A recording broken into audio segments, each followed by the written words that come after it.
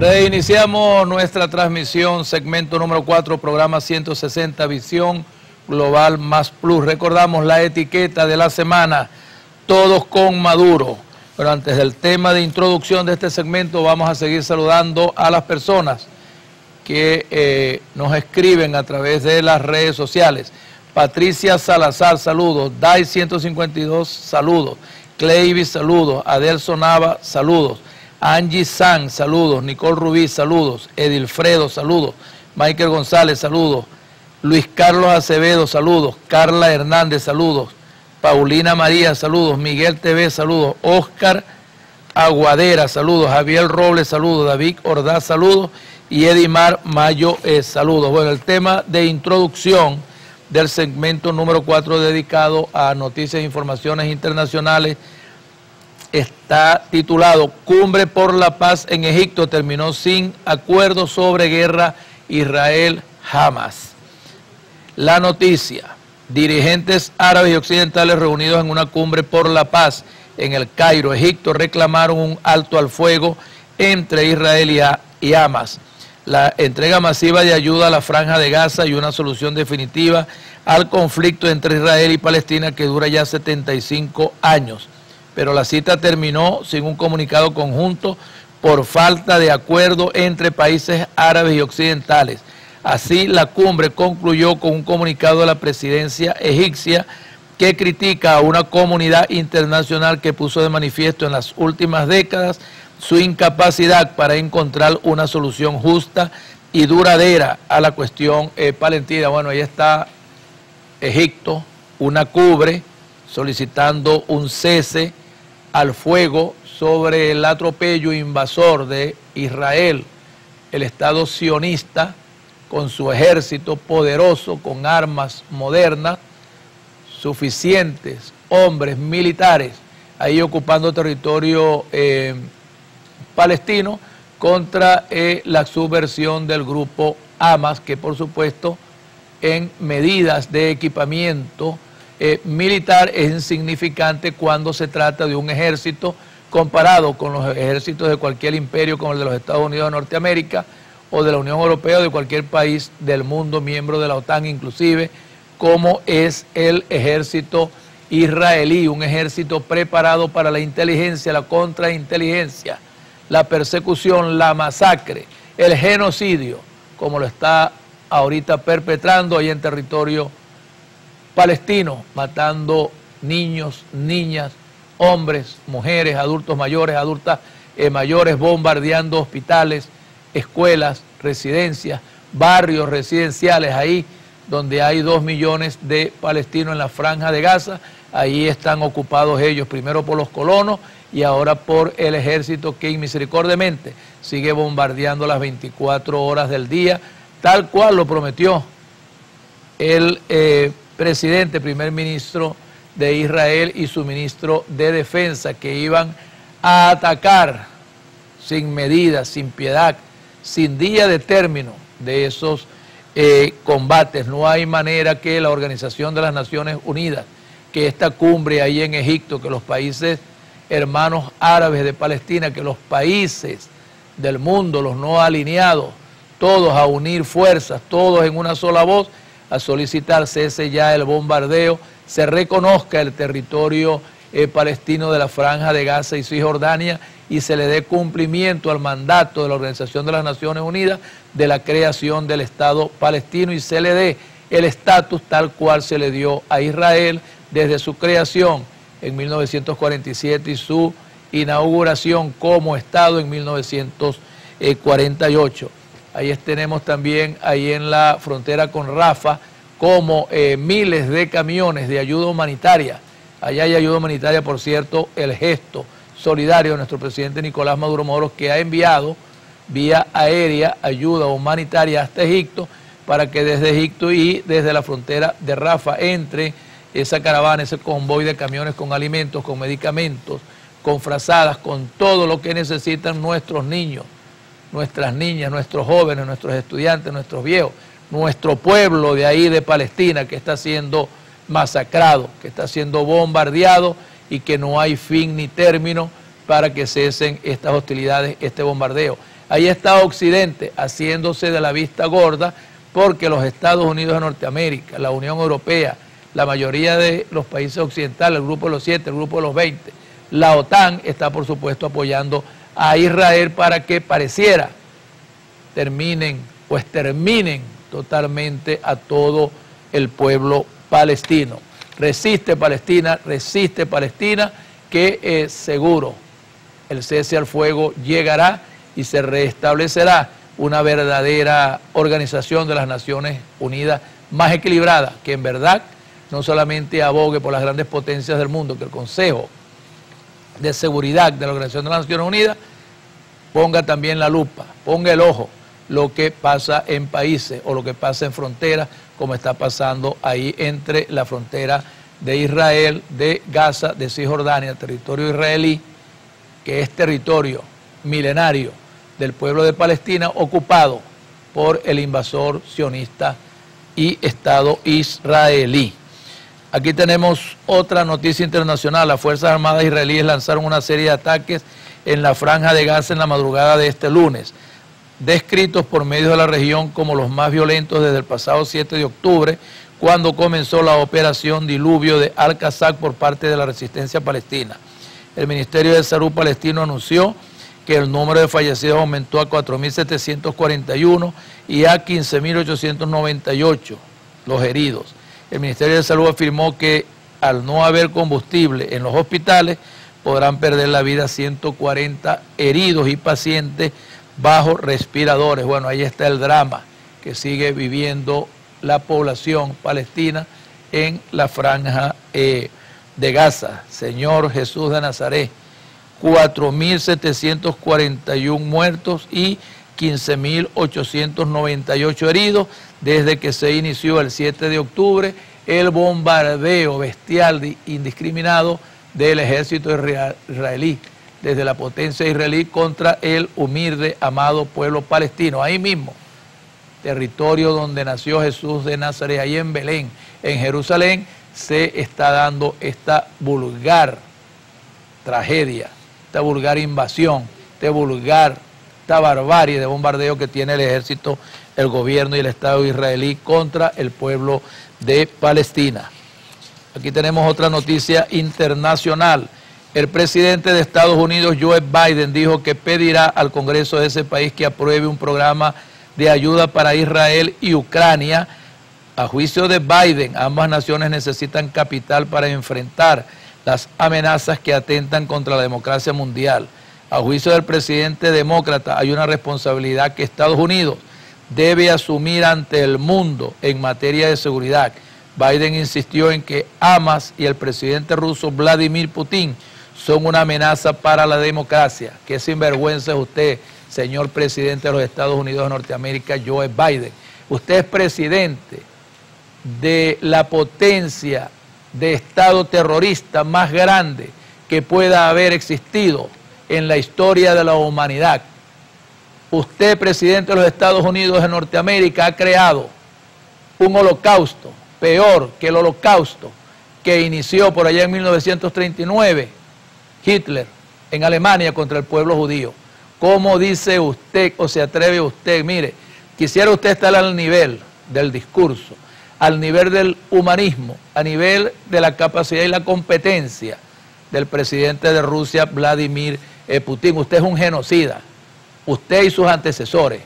Usted, Donald Trump, Barack Obama, todos los últimos presidentes o casi todos los presidentes, porque ustedes son una potencia guerrerista, militar, una potencia que ha saqueado y se ha enriquecido, robando, invadiendo todos los países de todos los continentes del mundo para tener el poderío militar, económico que tienen hoy día y tener la corporación y el sufrimiento de todos los pueblos que quieren ser libres e independientes en el mundo. ¿Cómo se atreve usted a acusar al presidente Vladimir Putin? Mire, mientras usted está ahí casi lamentable, cayéndose ya por sus años, por su estado de salud degenerativa que tiene, todavía tiene mente para pensar en seguir asesinando, en seguir matando, en seguir invadiendo, en seguir masacrando al pueblo de Palestina, apoyando y financiando la guerra de Israel contra ese pueblo desasistido, indefenso, de mujeres, de niños, que tiene 10 años asediado sin comida, sin fronteras, sin salida al mar, sin poder traer alimentos de ninguno de sus países vecinos. Tiene usted todavía en su mente ya enferma de la guerra, porque es que ustedes todos están enfermos de la guerra, porque para ir a la guerra que han ido a querer conquistar, a invadir y a ganar y a colonizar países en el mundo. Bueno, ahí tienen su merecido en Vietnam, en Camboya, en Afganistán. Ustedes han sido derrotados en todas las guerras del mundo, terminan retirándose. Los muertos los ponen los verdaderos patriotas y reverdes. En su ejército tienen no norteamericanos, perdón, en los mandos y comandos, pero el ejército, la infantería, los marines, los que salen adelante normalmente son gente de color, afrodescendientes, latinoamericanos y caribeños. Esa es la verdad. Cuando muere un norteamericano blanco, han muerto 25 norteamericanos entre negros, latinoamericanos y caribeños. Deje ya de ser guerrerista, está en los últimos años de su vida. Creo que tiene la enfermedad esa de la demencia senil para atacar un pueblo indefenso, apoyar financieramente a Israel para que siga atacando y bombardeando a la población indefensa de Palestina. Y aparte de eso, ahora apoyando a Ucrania para que siga una guerra que ya tiene perdida, que usted fabricó y que ya perdió usted como imperio norteamericano, que perdió la Unión Europea y que perdió la OTAN. Ucrania está rendida, Ucrania sigue oxigenada por esos dineros, esas armas, esos misiles que ustedes les están enviando. Pero ahí está Rusia resistiendo con Vladimir Putin. En verdad, yo admiro mucho a Vladimir Putin, como a Xi Jinping, y admiro mucho al pueblo norteamericano, su desarrollo, su crecimiento, su tecnología, todo, pero qué lástima que todo eso lo han legado o lo han heredado de la invasión, de la ocupación ilegal y del saqueo que han hecho otras naciones del mundo. En nombre de la democracia y la libertad, ustedes creen que por providencia pueden seguir haciendo y deshaciendo en todo el globo terráqueo. Vaya a descansar, señor Biden. ¿Cuándo se le terminará el periodo? ¿Cuándo se le terminará el periodo? Agarre esos fondos que va a enviar a Israel, que no los necesita, y envíelos al pueblo palestino más bien, que hace 3, 4 años no le dejan entrar alimentos, ni agua, ni comida, ni le dan salida al mar, ni medicamentos, ni equipos médicos. Agárrelos y envíelos a Haití.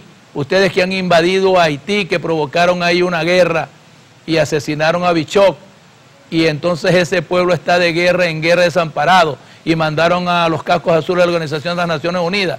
Envíele ese dinero que le va a enviar a Ucrania en esa guerra que ya tienen perdida, y a los israelitas que no la necesitan, envíeselo a Haití, envíeselo a los pueblos pobres del mundo, a Centroamérica, envíelo ahí, a los caminos verdes, a la selva del Darién, y a los caminos de Centroamérica a México, en la frontera del Paso, los Estados Unidos de Norteamérica, para que le dé alivio a todos aquellos latinoamericanos y caribeños que están buscando el gran sueño americano, que no es sino la peor de las pesadillas que pudiera tener ser humano en el mundo.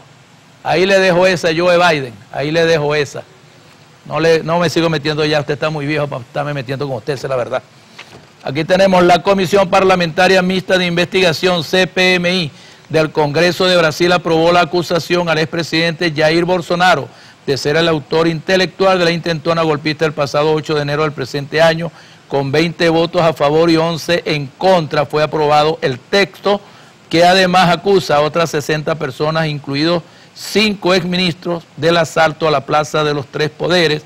El proceso investigativo, que tuvo en cuenta 17 declaraciones y 648 documentos, dio como resultado la imputación de Bolsonaro por los delitos de golpe de Estado, abolición, violación del Estado de Derecho, violencia política y asociación criminal. Bueno, hay que también sumarle ahí los delitos a Bolsonaro de lesa patria por su comportamiento indebido en el tiempo de la pandemia 2020, 2021, 2022 y cómo dejó desasistido a todo el pueblo brasileño en el aspecto de las reivindicaciones y programas sociales que había heredado de Ignacio Lula da Silva, Dilma Rousseff. Señor Bolsonaro, usted va también para el basural de la historia, como dice nuestro presidente Nicolás Maduro Moro. Ojalá y la Fiscalía, ojalá y los tribunales de allá de la República Federativa de Brasil lo prive de libertad por todos los delitos que ha cometido. Este intento de golpe, eso es lo de menos. Usted quería aferrarse ahí como un dictador sureño, como un cóndor más de América del Sur, ahí en Brasil, pero llegó el comandante Lula da Silva y mandó a parar con la mayoría del pueblo brasileño. Aquí tenemos, el gobierno de Colombia firmó el decreto con el que inicia un cese al fuego con el Estado Mayor Central, disidencia de las extintas Fuerzas Armadas Revolucionarias de Colombia, la medida que se extenderá por 3 meses de acuerdo con lo estipulado en el decreto. El cese al fuego bilateral se ejecutará desde el 17 de octubre del 2023 al 15 de enero del 2024. Bueno, estos son unos miembros de las Fuerzas Armadas Revolucionarias de Colombia, Ejército del Pueblo, aquel que nació allá en Marquetalia en 1959 por Tiro Fijo, el legendario Tiro Fijo. Bueno, murió de viejo Tiro Fijo, no pudo nunca el Estado colombiano ni las fuerzas militares colombianas apresarlos y privarlos de libertad. Bueno, lo cierto es que la FARC llegó en el año 2017 a unos acuerdos de paz con el gobierno colombiano, era presidente entonces Juan Manuel Santos, y con bombos y platillos inclusive, hasta recibió el Premio Nobel de la Paz en un país que todavía sigue en guerra. Ahí lo que hubo fue un maquillaje de un resultado de un plebiscito que no favoreció los acuerdos de paz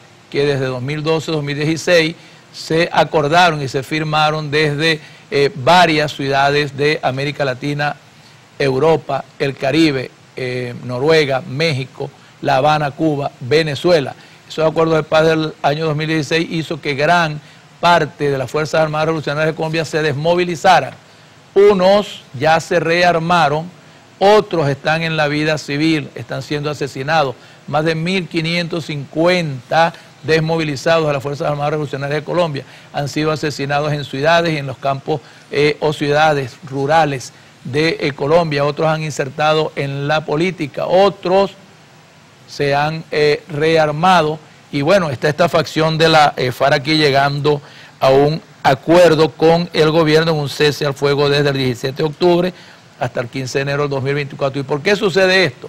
Porque es que la verdadera filosofía de los acuerdos de paz entre las Fuerzas Armadas Revolucionarias de Colombia, Ejército del Pueblo, y el gobierno colombiano, el Estado colombiano representado por Juan Manuel Santos, la verdad, los líderes de la guerrilla, las tropas guerrilleras, los alzados en armas porque tienen limitada su mecanismo para llegar por vía democrática o ocupar un curul en una asamblea legislativa, en un consejo municipal, un alcalde, una alcaldesa, un gobernador, bueno, tienen que insurgir, unos en las ciudades, otros en los campos.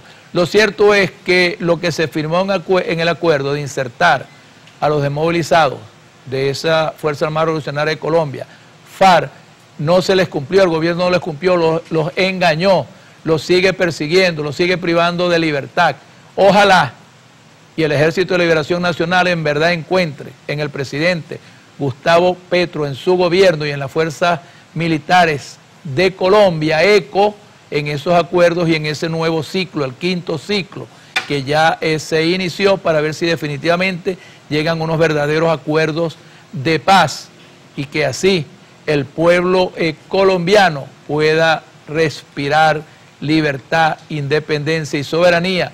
Pero esos acuerdos de paz con estos desmovilizados de la FARC y con el Ejército de Liberación Nacional, como lo han hecho con otros grupos, también tiene que revisarse la presencia de 7 bases militares del Ejército de los Estados Unidos de Norteamérica, ahí en las entrañas de la selva de nuestra hermana República de Colombia, del territorio hermano de Colombia. ¿Qué hacen esas 7 bases militares ahí? Absolutamente nada. Espionaje, masacres, desapariciones, aprehensiones y, lo peor, cualquier soldado militar o civil que trabaje en esas 7 bases militares está totalmente liberado de cualquier imputación por cualquier delito que cometa. Es decir, si un soldado, un sargento, un oficial va a una ciudad, a un pueblo y viola a una mujer, un niño o una niña, o arremete o asesina, no puede ser juzgado ahí por los tribunales jurisdiccionales de Colombia, sino que va a ser, por supuesto, protegido por esas bases militares, trasladado a los Estados Unidos de Norteamérica y juzgado allá. ¿Y cuándo lo juzgan allá? Jamás, jamás, jamás. Así que esa es la realidad. Bueno, vamos de inmediato a la cuarta pausa con un video y regresamos con el último segmento, segmento número 5. Condena con total claridad los ataques, asesinatos o intimidaciones contra todos los civiles pacíficos y al mismo tiempo expresa su extrema estupefacción ante el hecho de que el mundo asista impasible a una crisis humanitaria catastrófica que afecta a 2,5 millones de palestinos en la Franja de Gaza, a quienes se impone un castigo colectivo, un asedio y hambre, y violentas presiones para que se desplacen forzosamente. Nada puede justificar el reprobable ataque de Hamás que aterrorizó a civiles israelíes. Y esos aborrecibles ataques nunca podrán justificar un castigo colectivo al pueblo palestino. El derecho humanitario institucional, incluidos los convenios de Ginebra, deben respetarse. Esto incluye proteger a los civiles y no atacar hospitales, escuelas e instalaciones de la ONU que actualmente refugian a 500,000 de personas. Advertimos contra los intentos de desplazar a nuestro pueblo de Gaza a otros lugares. También advertimos contra cualquier expulsión de palestinos de sus hogares o desplazamientos en Jerusalén o Cisjordania. No aceptaremos el desplazamiento y nos mantendremos firmes en nuestra tierra, sea cual sea el desafío.